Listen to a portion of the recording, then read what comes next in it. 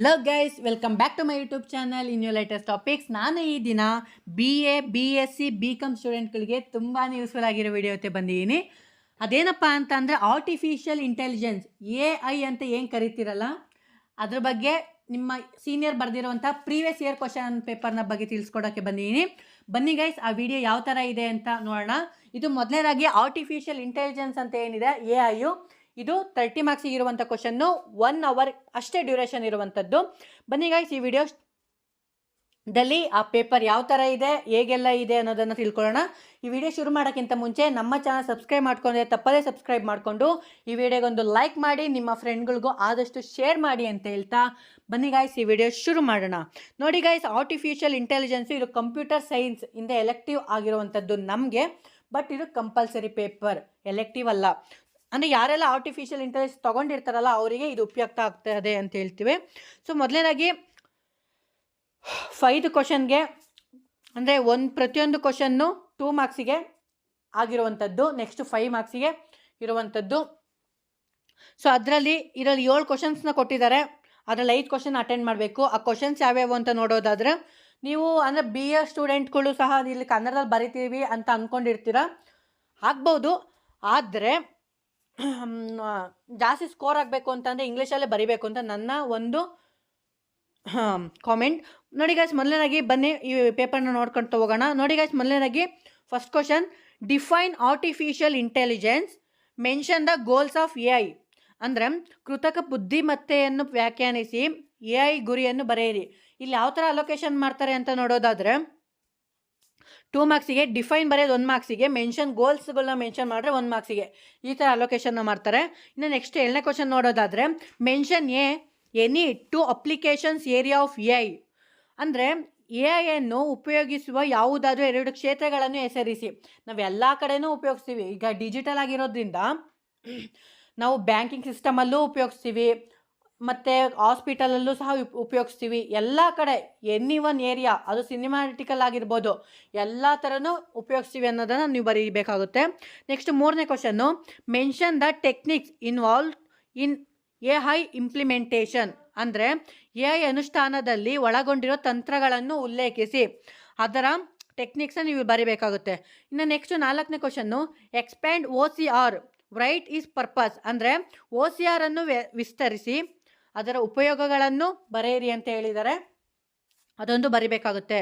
Next what is cloud computing, okay, cloud computing. Next list the types of cloud computing. ಅಂದರೆ cloud computing ಎಂದರೇನು, cloud ಕಂಪ್ಯೂಟಿಂಗ್ನ ಪ್ರಕಾರಗಳನ್ನು ಪಟ್ಟಿ ಮಾಡಿ ಅಂತ ಹೇಳಿದ್ದಾರೆ.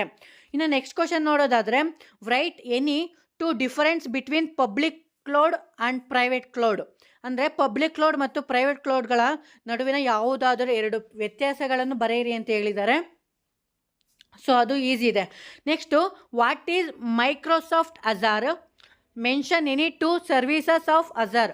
ಅಂದರೆ ಮೈಕ್ರೋಸಾಫ್ಟ್ ಅಜ್ಯೂರ್ ಎಂದರೇನು, ಅಜ್ಯೂರ್ ಯಾವುದಾದರೂ 2 ಸೇವೆಗಳನ್ನು ಹೆಸರಿಸಿ. ಇವು 2 ಮಾರ್ಕ್ಸಿಗೆ ಟೋಟಲ್ 7 ಕ್ವಶನ್ಸ್ ಇದ್ದಾವೆ. 5 ಕ್ವಶನ್ನ ಅಟೆಂಡ್ ಮಾಡಬೇಕಾಗಿರುತ್ತೆ. ಇನ್ನು ನೆಕ್ಸ್ಟ್ ಕ್ವಶನ್ನು, ಸೊ ನಿಮ್ಗೆ ಗೊತ್ತಿರೋ ಹಾಗೆ 5 ಮಾರ್ಕ್ಸಿಗೆ 4 ಕ್ವಶನ್ ಅಟೆಂಡ್ ಮಾಡಬೇಕು. ಸೊ ಇಲ್ಲಿ 4 ಕ್ವಶನ್ಸ್ ಅಂತ ಅಂದರೆ ಅಲ್ಲಿ 10 ಮಾರ್ಕ್ಸು, ಇಲ್ಲಿ 20 ಮಾರ್ಕ್ಸು, 30 ಮಾರ್ಕ್ಸಿಗೆ ಆರಾಮಾಗಿ ಬರೆದಾಕ್ಬೋದು. ಸೊ 5 ಮಾರ್ಕ್ಸಿಗೆ ಯಾವ ಥರ ಎಲ್ಲ ಕ್ವಶನ್ಸ್ನ ಕೊಟ್ಟಿದ್ದಾರೆ ಅಂತ ನೋಡೋದಾದರೆ, ಸೊ ಇಲ್ಲೂ ಸಹ 6 ಕ್ವಶನ್ಸ್ ಇದ್ದಾವೆ. ಅದ್ರಲ್ಲಿ 4 ಕ್ವಶನ್ ಅಟೆಂಡ್ ಮಾಡಬೇಕು, 2 ಆಪ್ಷನಲ್ಲೂ. ಸೊ ನೋಡಿ ಗೈಸ್, ಮೊದಲನೇದಾಗಿ answer any 4 of the following. ನೋಡಿ, explain any 2 techniques of AI. ಅಂದರೆ AIನ ಯಾವುದಾದರೂ 2 ತಂತ್ರಗಳನ್ನು ವಿವರಿಸಿ, ಒಂದು ಫಸ್ಟ್ನೇ ಕ್ವಶನ್ನು, ಇದು 5 ಮಾರ್ಕ್ಸಿಗೆ. ಇನ್ನು 2ನೇ ಕ್ವಶನ್ ನೋಡೋದಾದರೆ, discuss between human intelligence and machine intelligence. ಅಂದರೆ ಮಾನವ ಬುದ್ಧಿವಂತಿಕೆ ಮತ್ತು ಯಂತ್ರ ಬುದ್ಧಿವಂತಿಕೆ ನಡುವಿನ ವ್ಯತ್ಯಾಸವನ್ನು ಬರೆಯಿರಿ. ಇಲ್ಲಿ ಹ್ಯೂಮನ್ ಇಂಟೆಲಿಜೆನ್ಸು ಆ್ಯಂಡ್ ಮೆಷಿನ್ ಇಂಟೆಲಿಜೆನ್ಸ್ನ ಬಗ್ಗೆ ನೀವು ಬರೀಬೇಕಾಗಿರುತ್ತೆ. ಕಂಪ್ಲೀಟ್ ನೀವು 5 ಮಾರ್ಕ್ಸ್ ಇರೋದ್ರಿಂದ ಒಂದು 6ರಿಂದ 7 ಪಾಯಿಂಟ್ನ ನೀವು ಬರೆಯೋದ್ರೆ ನಿಮಗೆ ಕಂಪ್ಲೀಟ್ ಮಾರ್ಕ್ಸ್ ಸಿಗುತ್ತೆ. ಇನ್ನು ನೆಕ್ಸ್ಟ್ ನೋಡೋದಾದರೆ, define intelligence, right note on different types of intelligence. ಅಂದರೆ ಬುದ್ಧಿವಂತಿಕೆಯನ್ನು ವ್ಯಾಖ್ಯಾನಿಸಿ, ಇದೊಂದು ಕ್ವಶನ್ನು, ಅದನ್ನು ಬರೆದು ನೆಕ್ಸ್ಟ್ ವಿವಿಧ ರೀತಿಯ ಬುದ್ಧಿಮತ್ತೆ ಬಗ್ಗೆ ಟಿಪ್ಪಣಿ ಬರೆಯಿರಿ. ಅಂದರೆ ಡಿಫ್ರೆಂಟ್ ಟೈಪ್ಸ್ ಆಫ್ ಇಂಟೆಲಿಜೆನ್ಸ್ನ ಬಗ್ಗೆ ನೀವು ಬರೀಬೇಕಾಗಿರುತ್ತೆ. ಅದ್ರ ಟೈಪ್ಸ್ನ ಪಾಯಿಂಟ್ಸ್ನ ಬರೆದು ಅದ್ರ ಬಗ್ಗೆ ಎಕ್ಸ್ಪ್ಲೇನ್ ಕೊಡಿ. ಸೊ ನೆಕ್ಸ್ಟ್ ನೋಡೋದಾದರೆ explain different types of cloud services, ಅಂದರೆ ವಿವಿಧ ರೀತಿಯ ಕ್ಲೌಡ್ ಸೇವೆಗಳನ್ನು ವಿವರಿಸಿ. ಅದ್ರ ಮೊದಲು ಕ್ಲೌಡ್ ಸರ್ವಿಸ್ ಅಂದರೆ ಏನು ಅಂತ ಬರೀರಿ. ನೆಕ್ಸ್ಟು ಆಮೇಲೆ ಟೈಪ್ಸ್ನ ಬರೀರಿ. ಸೊ ನೆಕ್ಸ್ಟು ಅದನ್ನೇ ಎಕ್ಸ್ಪ್ಲೇನ್ ಮಾಡ್ಕೊಂತ ಹೋದರೆ ನಿಮಗೆ ಫುಲ್ ಮಾರ್ಕ್ಸ್ ಸಿಗುತ್ತೆ. So next next question explain the working of Azure, ಅಂದರೆ ಅಜ್ಯೂರ್ನ ಕೆಲಸದ ರೂಪರೇಷೆಗಳನ್ನು ವಿವರಿಸಿ.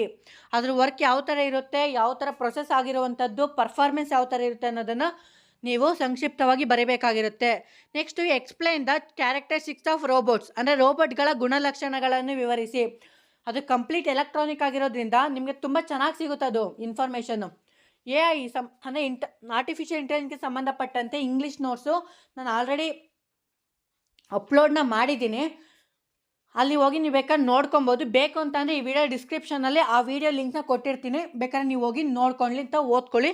ಸೊ ಟೋಟಲಿ ಈ ಆರ್ಟಿಫಿಷಿಯಲ್ ಇಂಟೆಲಿಜೆನ್ಸ್ಗೆ ಸಂಬಂಧಪಟ್ಟಂತೆ ಯಾರೆಲ್ಲ ಬರೀತೀರಾ, BA BSc BCom ಸ್ಟೂಡೆಂಟ್ಗಳು ಯಾರೆಲ್ಲ ಬರೀತೀರಾ ಅವರಿಗೆ ಈ ವಿಡಿಯೋ ತುಂಬಾ ಯೂಸ್ಫುಲ್ ಆಗಿರುತ್ತೆ ಅಂತ ಹೇಳ್ತಾ thank you guys. See you ಮತ್ತೊಂದು ವಿಡಿಯೋ ಸಿಗ್ತೀನಿ ಅಂತ ಹೇಳ್ತಾ thank you guys. See you, bye.